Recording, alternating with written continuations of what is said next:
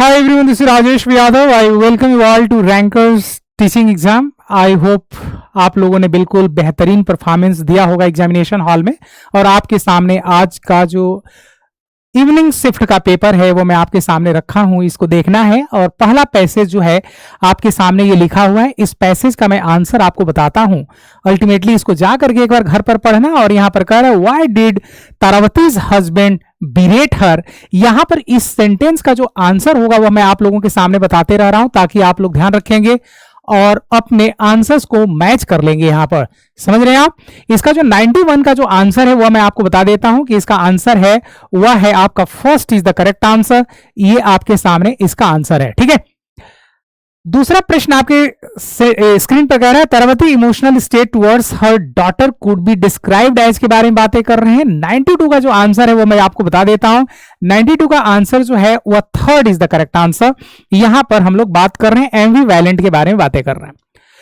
93 जो आपके सामने लिखा गया what social issue is highlighted in the passage के बारे में बातें कर रहे हैं। यहां पर हम जिसके बारे में बात कर रहे हैं कास्ट, जेंडर, कम्युनलिज्म और पॉवर्टी के बारे में बातें कर रहे हैं। 93 का जो आंसर है वो आपके स्क्रीन पर मैं बता देता हूं। इसको आप लोगों को देखना है और समझने का प्रयास करना है। कहीं पर कोई दिक्कत आए तो आप लोग पूछते भी रहेंगे। इसका जो आंसर है वो जेंडर के बारे में बात करता है, ये आपका आंसर है। 94 के बारे में बातें कर लेते हैं और इसको देखना है।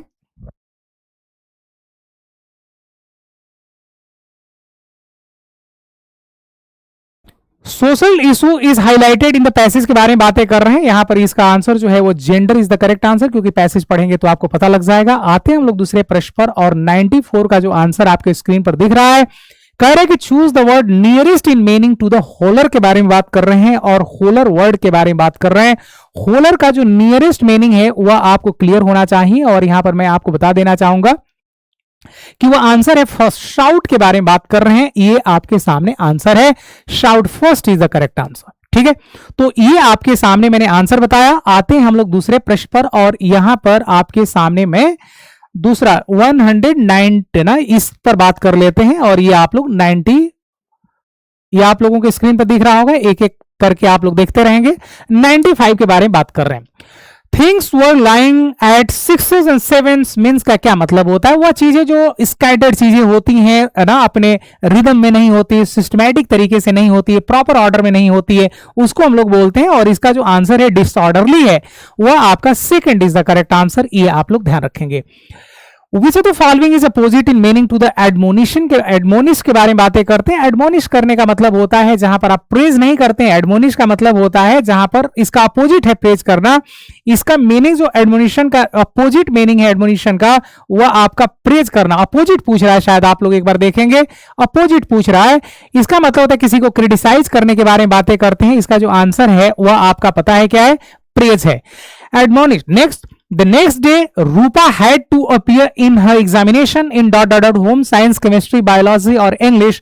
आपको बताना चाहूंगा यहां पर हम लोग बात कर रहे हैं होम साइंस के बारे में बात कर रहे हैं। इसका जो आंसर है वह first is the correct answer. Why was Taravati not keen to get Rupa educated के बारे में बात कर रहे हैं। यहाँ पर सेंटेंस आपके सामने, because she did not know the value of good education, because she did not want to spend money on Rupa's education, because she did not want Rupa to go out, because she did not love her के बारे में बात करते हैं। 98 के बारे में बात कर लेते हैं। आपको बता देना चाहूंगा इसका जो आंसर आपके सामने आपके स्क्रीन पर है वह है, पता है क्या, 98 का answer first is the correct answer. ये आपके सामने सेंटेंस सही है, ठीक है। चलिए, because she did not know the value of good education, क्योंकि वह गुड एजुकेशन के गुड वैल्यू को नहीं जानती है। इसके बारे में इस सेंटेंस में बात किया गया पैराग्राफ में। 99 के बारे में बातें कर रहे हैं। ... To broker peace between them, identify the part of speech of the underlined expression. To broker के बारे में बात कर रहे हैं। अब आप लोग बताएंगे वो एडजेक्टिव है, प्रीपोजिशन है, वर्ब है या नाउन है। 99 के बारे में बात कर रहे हैं। मैं आप लोगों से ये जानना चाहूंगा कि वहां पर ब्रूकर शब्द क्या है। ब्रूकर एक्चुअली टू के साथ जब कोई भी वर्ड आता है तो मेरे को लग रहा है कि यहां पर आप लोगों को क्लैरिटी होना चाहिए। टू के साथ हम लोग किस वर्ब की फॉर्म का यूज करते हैं? वर्ब की फर्स्ट फॉर्म का यूज करते हैं। वह आपका वर्ब है। This one is the correct answer, ठीक है। दूसरी बात, यहां पर आपके सामने ये आपको पैसेज लिखा गया है और ये पोएट्री का पैसेज है। पोएट्री के पैसेज को आप लोग एक बार घर पर पढ़ लेना। इसका मैं क्वेश्चन का आंसर्स आपको बताता हूं। The God of rain turned away his face, which figure of speech in is use in the is here. ध्यान रखेंगे द गॉड ऑफ रेन के बारे में बात कर रहे हैं। लिविंग को नॉन लिविंग की जब उपाधि देते हैं तो पहले से या मैं आप लोगों को बताते आ रहा हूं कि आप लोगों को क्या करना है।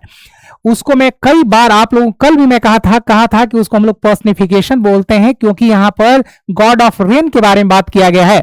दूसरे प्रश्न पर आते हैं और यहां पर जो सेंटेंस आपके सामने रखा गया 100 के बारे में बात कर रहे थे, ठीक है।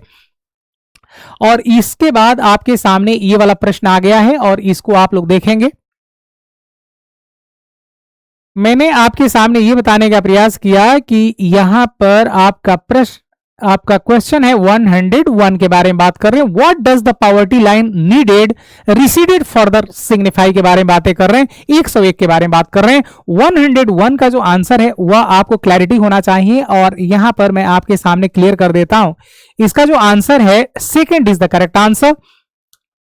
इसका आंसर है that poverty is increasing, the village becoming a graveyard is a metaphor that. क्या इसका मीनिंग आपके सामने पूछ रहा है कि जो the village becoming a graveyard is a metaphor, ये मेटाफर है। दैट मीन्स क्या, people are migrating to the other cities या more graveyards are being plant या people are living in graveyard या people are dying in large के बारे में बातें कर रहे हैं। 102 का जो आंसर है वह आपको आपके स्क्रीन पर मैं बता देता हूं। इसका जो आंसर है 102 का वह है आपका fourth is the correct answer. यहां पर हमने बताया are dying in the dying in large number के बारे में बात कर रहे हैं। 103 का जो आंसर है यहां पर आपको देखना है कि 103 का answer Kalahandi as described in the poem stands for hunger, development या प्रोस्पेरिटी या नेचुरल डिजास्टर के बारे में बात कर रहे हैं। यह आपके सामने हंगर की बात करता है। आप पढ़ेंगे अपने आप पता लग जाएगा कि यह किस चीज के बारे में बात कर रहा है। आते हम लोग 104 के बारे में बात कर लेते हैं और यहां पर आपका जो सेंटेंस है इसको देखना है कि What natural calamity is that poet talking about? Drought, earthquake, landslide या फ्लड के बारे में बात कर रहा है। हम लोग यहां पर बात कर लेते हैं ड्रॉट के बारे में बात कर रहा है। यहां पर इसका आंसर जो है first is the correct answer. What is the dominant mood of the poem के बारे में बात कर रहे हैं और यहां पर हमने आपके सामने बताया कि सॉरो है, सरप्राइज है, एंगर है, रिलीफ है। इसमें वो सॉरो के बारे में बात कर रहा है। आते हैं हम लोग 106 के बारे में बातें कर लें। एक बार आप लोग इस पैसेज को पढ़ेंगे, जल्दीबाजी नहीं करना है, चीजों को समझते रहना है। कोई चीज समझ में ना आए तो आपको पूछते भी रहना है, ठीक है। 106 के बारे में बातें कर रहे हैं और यहां पर आप लोगों के सामने मैंने क्वेश्चंस रख दिया है, इसको देखेंगे। चलिए 106 के बारे में बात कर लेते हैं। ये असर्शन रीजनिंग में कई बार कह रहा था कि भाई आप लोग असर्शन और रीजन के क्वेश्चंस करके जाना। यहां पर कह रहा है कि learning experience in the classroom are deeply connected to children's life and their context के बारे में बात कर रहे हैं। यहां पर learning experience are design to build on children's previous understanding, select the most appropriate answer के बारे में बात कर रहे हैं। 106 का जो आंसर है वह आपका ए और बी दोनों सही है। आर जो है करेक्ट एक्सप्लेनेशन है किसका भाई, ए का। इसका जो आंसर है fourth is the correct answer. इसका जो आंसर है 1 मिनट के लिए आप लोग देखेंगे।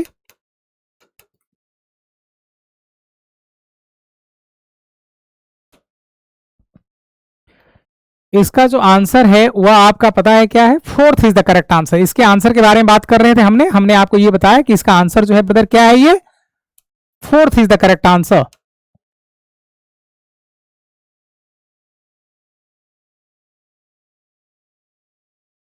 यहां पर हमने आपको बताया कि क्या इसका आंसर 1 मिनट के लिए आप लोग देखेंगे, please wait for a moment.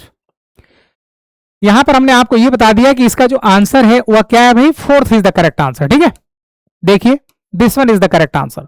107 के बारे में बातें कर लेते हैं। इसका जो आंसर है विच one of the following is not के बारे में बात कर रहा है और ये कह रहा है कि नॉट ट्रू लर्निंग के बारे में बातें कर रहा है। इसको आप लोग देखना, third is the correct answer. यहां पर हम कहते हैं grammar learning is essential for learning a language. यह भी आपको ध्यान रखना है क्योंकि बिना ग्रामर का आप क्या ही बोलेंगे, क्या सिस्टमैटिक तरीके से चीजों को रखेंगे। और यहां पर 108 के बारे में बातें कर लेते हैं। To assess whether student can use functional opponents for buying something in a shop, it would be appropriate for students. 108 का जो आंसर है वह आपके स्क्रीन पर मैं बता देता हूं। यहां पर आप लोगों को चीजों को देखना है, ठीक है। इसका आंसर है fourth is the correct answer. किसके बारे में बात कर रहे हैं, fourth is the correct answer, ठीक है। चलिए दूसरे प्रश्न पर आते हैं। दूसरा प्रश्न आप लोगों के स्क्रीन पर और हम यहाँ पर 109 पर आते हैं और 109 को आप लोग देखेंगे, इसका आंसर आपके स्क्रीन पर यहाँ पर है 109। ठीक है, दिख रहा होगा आप लोगों को बिल्कुल।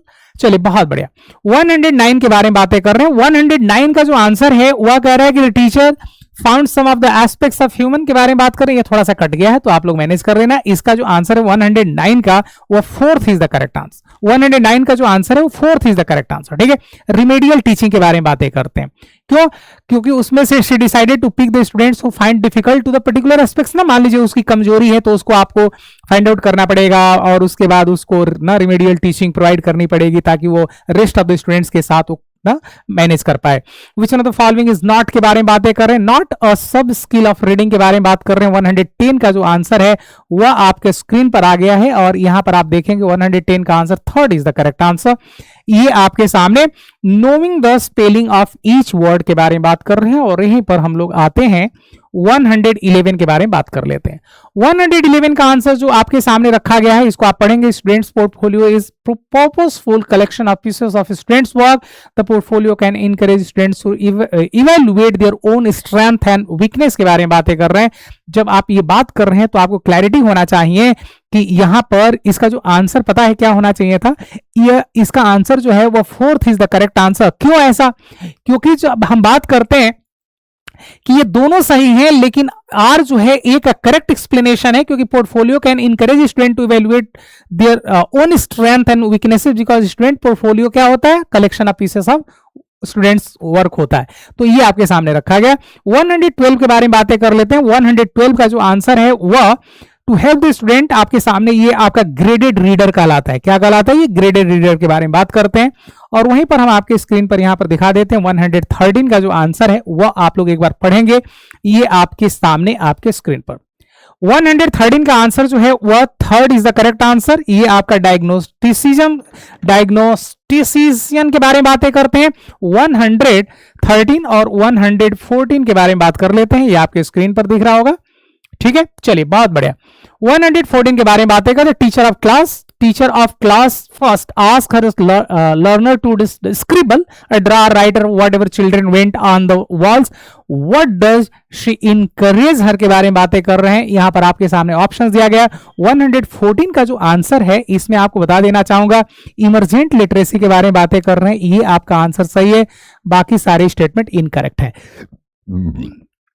क्योंकि वहां पर उनसे कह रहा है कि स्क्रिबल करो, ड्रा करो, राइट करो, व्हाटएवर ना children want on the walls. तो ये इमर्जेंट राइटिंग होता है क्योंकि उसी समय उसको लिखने की इच्छा जागृत होती है। Which one of the following is incorrect के बारे में बात कर रहे हैं about the picture.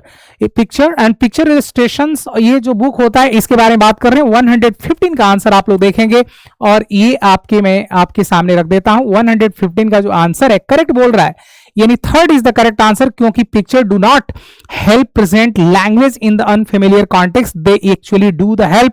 Third is the correct answer. यहां पर वो क्या करता है भाई? हेल्प प्रोवाइड करता है। चलिए नेक्स्ट क्वेश्चन पर आते हैं ब्रदर, और यहां पर आपके सामने इस पेज का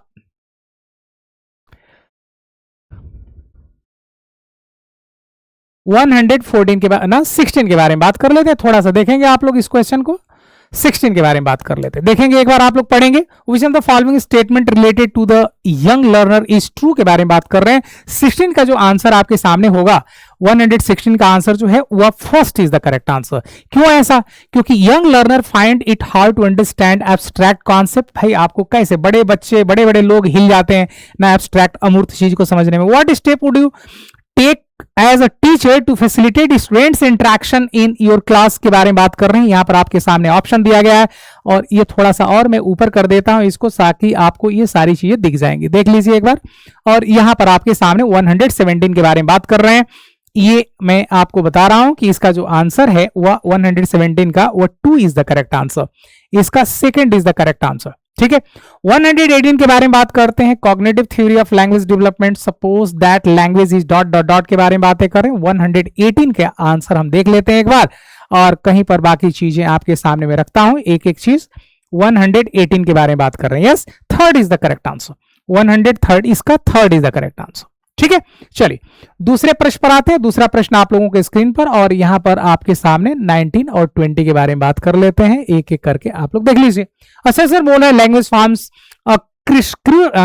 critical aspects of cultural awareness and expression, which is considered among the major competencies to develop in children, and the competency of cultural awareness and expression provide children with a sense of identity, belongingness as well as an appreciation of other cultures and identities. तो ये आपके assertion और reason का प्रश्न है और आपके language 1 की बातें हम अभी कर रहे हैं।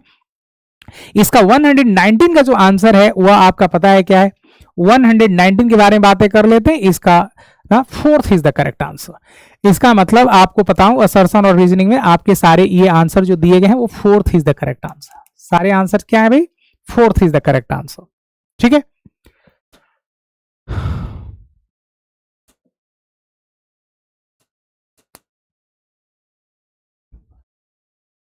इसका जो आंसर है वो क्या है भाई, fourth is the correct answer.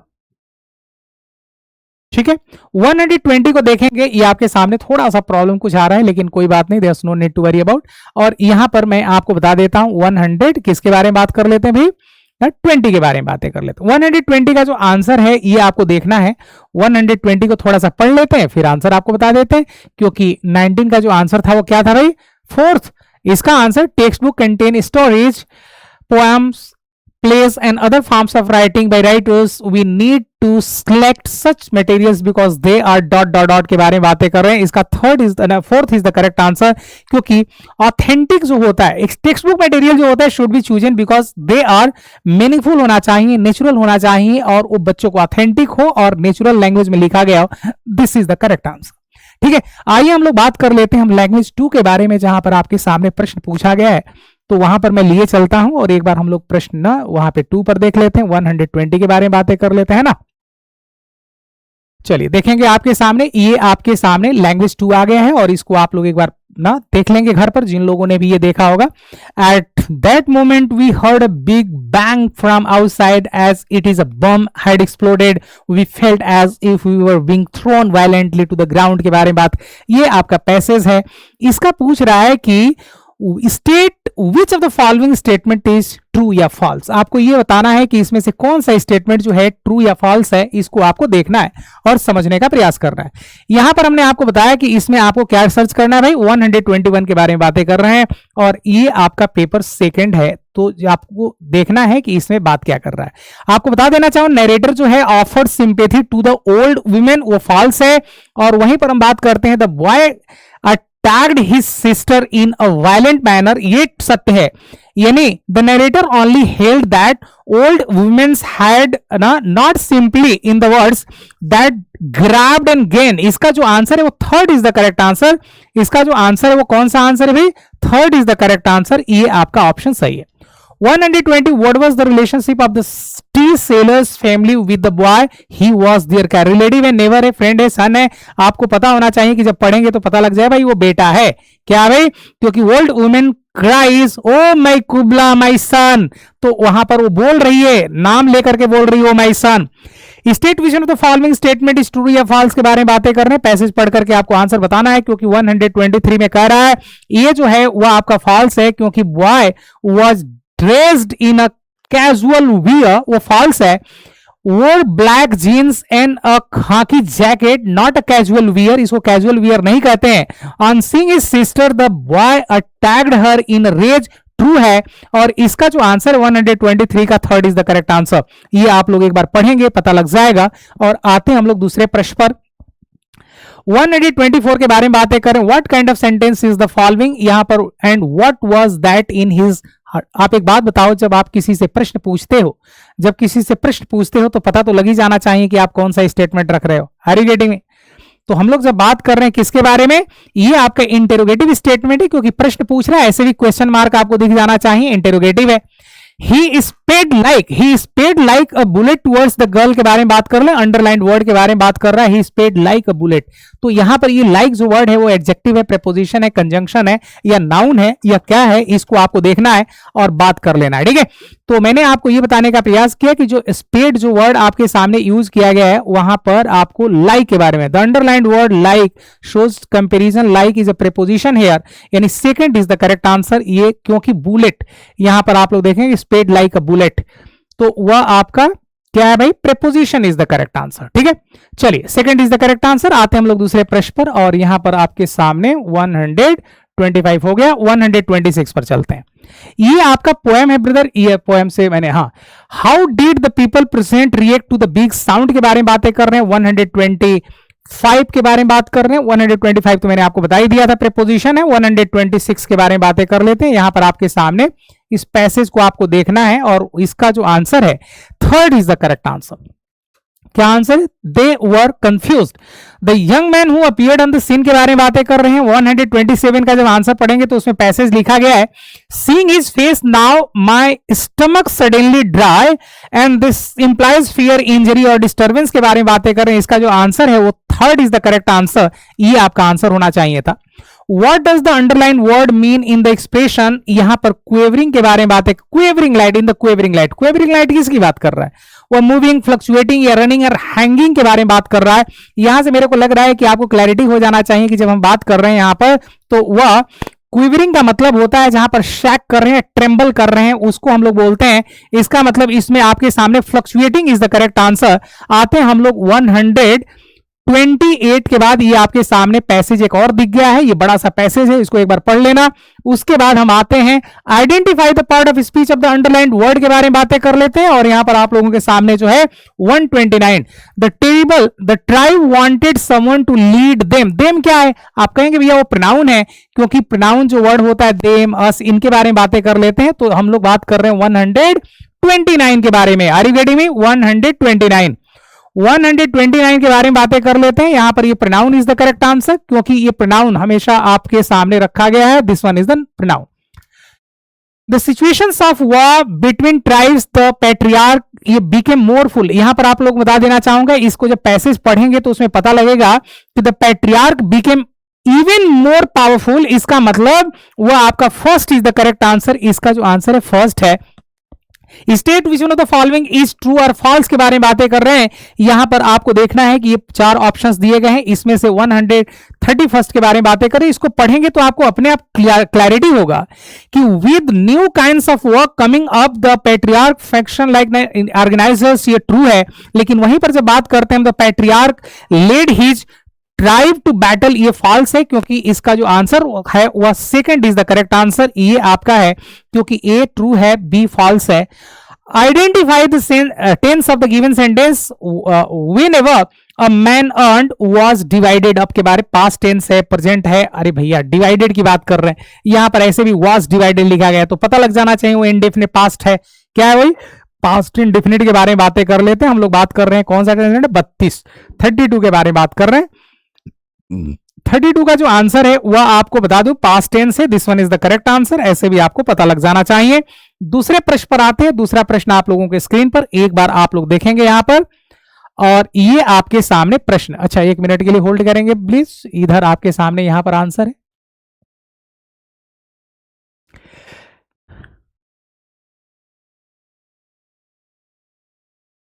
हाँ, यहां पर आते हैं। Who was selected as the leader of the tribe. जब आप इसको पढ़ेंगे पैसेज को, तो उसमें ये लिखा हुआ है ऑलरेडी कि टेक्स्ट कहता है कि usually the oldest man in the group के बारे में बात कर रहा है। इसका मतलब आंसर क्या होना चाहिए? वह आपका fourth is the correct answer. इसका जो आंसर होना चाहिए ओल्डेस्ट के बारे में बात कर रहे हैं। How was food divided into tribes. आप जब पैसेज पढ़ेंगे तो उस पैसेज में ये लिखा हुआ है कि all the food were distributed equally among the members of the tribe, और वहां पर इसका मतलब ना fourth is the correct answer. इसका जो आंसर है वह आपका fourth is the correct answer. Choose the word nearest in meaning the patriarch. आप मेरे भैया जहां पर बच्चों को ज्यादा फादर फिगर जो होता है उसके बारे में बातें करते हैं। ये आपके सामने 35 का आंसर है। 35 का जो आंसर है फादर फिगर के बारे में बातें कर लेते हैं। और यहीं पर हम बात कर लेते हैं 36 के बारे में। जब 36 आप पढ़ेंगे पूरा, तो teacher finds video to fit into the topic of the unit and plans for a pair work activity around this video. The objective of this pair work actively to is to encourage student. जब आप यहां पर बात करते हैं तो 136 के बारे में बातें कर लेते हैं। इसका जो आंसर है first is the correct answer, क्योंकि इसके पीछे मोटिव होता है make them work at a faster pace together.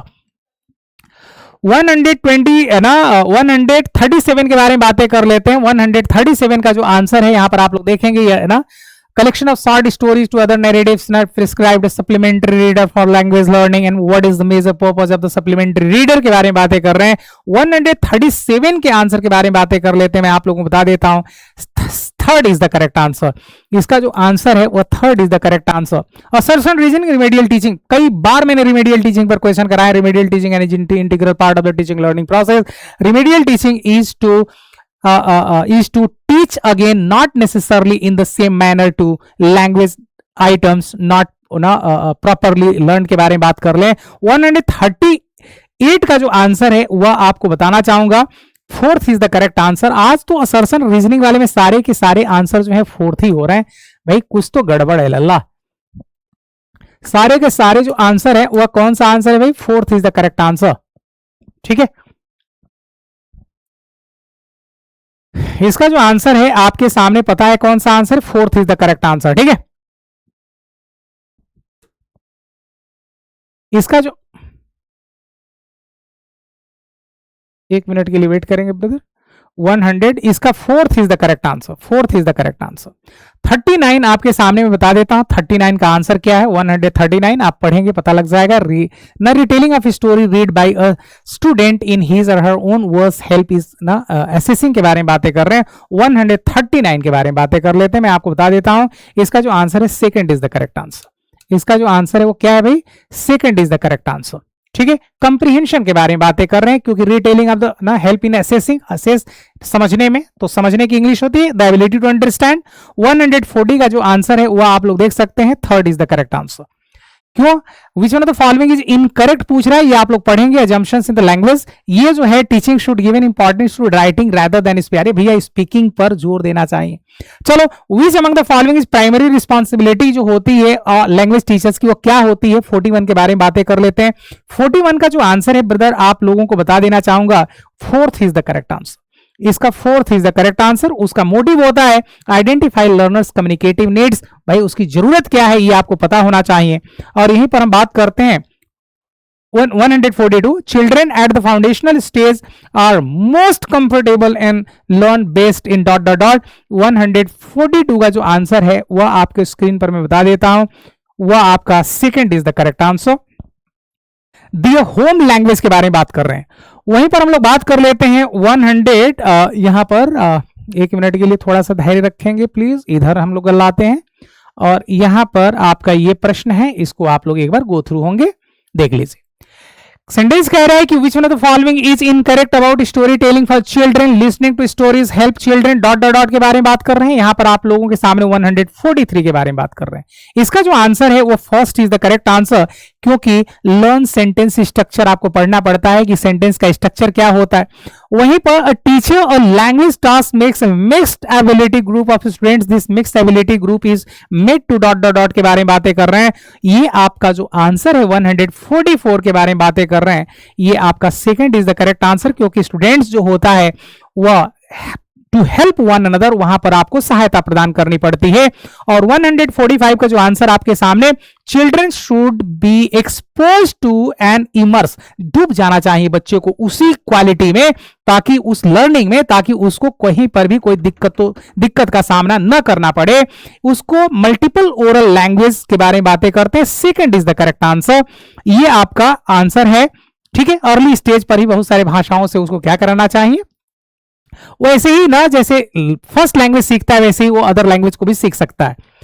Assertion reasoning के बारे में बातें करें, drawing is considered to be the beginning of writing in the early literacy, और रीजन कहता है कि pictures are symbol and carrying meaning के बारे में बातें करते हैं। 146 के बारे में बातें कर लें। 146 का जो आंसर है वह आपका है fourth is the correct answer. इस बार पता नहीं क्यों असर्शन और रीजनिंग के सारे के आंसर फोर्थ हैं, ये ना आप लोग ध्यान रखेंगे, क्योंकि आपके सामने एक एक चीज यहां लॉजिकल है।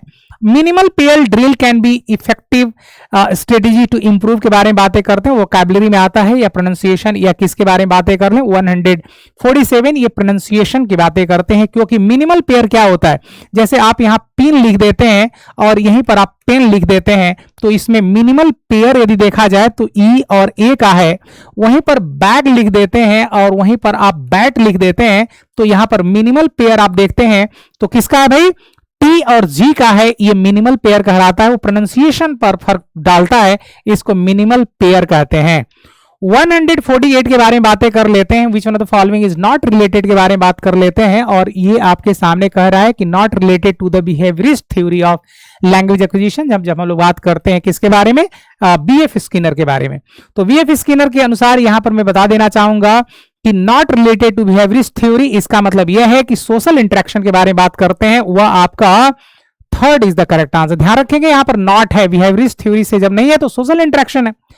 यहां पर 149 the teacher in class 5th gave student a task to write a story. While students write a story, the teacher walk around the class help student make dot dot dot. और यहां पर 149 का जो answer आपके सामने है वह पता है क्या है, वह आपका सेकंड फैसिलिटेटर होता है। ये भी हम कितनी बार बता चुके हैं बच्चा कि भाई फैसिलिटेटर क्या होता है क्या नहीं होता है। अब इतनी बार मैं आप लोगों को बता चुका हूं कि भाई एनसीएफ की गाइडलाइन भी कहती है कि जो टीचर होता है वो फैसिलिटेटर होता है, इस बात को ध्यान रखेंगे। और 150 का जो आंसर है यहां पर आप लोग देख सकते हैं, second is the correct answer. यहां पर थोड़ा सा ये लास्ट में जाकर के असर्शन और रीजन जो है वह अलग सा आंसर दे दिया है, बाकी आपके सामने है। क्योंकि reading more than just pronouncing a word right, reading is decoding, ऐसा नहीं होता, क्योंकि ये तो सही है लेकिन आर जो है वो फॉल्स है। चलिए, तो मैं उम्मीद कर रहा हूं कि आप लोगों ने बेहतरीन परफॉर्मेंस दिया होगा एग्जामिनेशन हॉल में, और आप लोग इसी तरीके से ऑथेंटिक आंसर्स के साथ जुड़ने के लिए आप हमारे रैंकर टीचिंग एग्जाम के साथ जुड़िए। हम डंके की चोट पर कहते हैं कि आपको सिलेक्शन दिलाएंगे। Thank you very much, thanks and stay blessed, distance part, good is bubbling smile. This is Rajesh Yadav signing out the session. Bye bye, take care.